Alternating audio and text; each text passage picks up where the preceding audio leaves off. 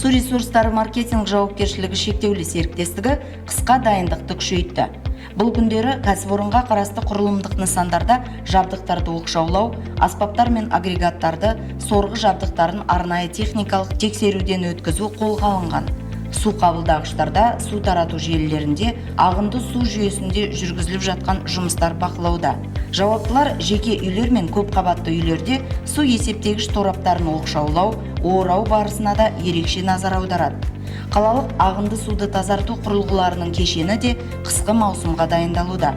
Күзгі қысқы кезеңге дайындық жұмыстарына қатысты арнайы кесте түзілген.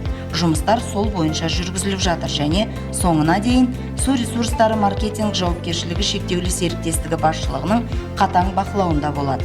Дилерлік ұйымдар болса, сумен жабдықтау және су бұру қызметі бойынша тұтынушылар арасында түсіндіру жұмыстарын үздіксіз жалғастырып жатыр. Қала тұрғындарына өз үйлеріндегі кіреберіс пен жер төлелерді оқшаулау қажеттігін кезекті рет ескертуде.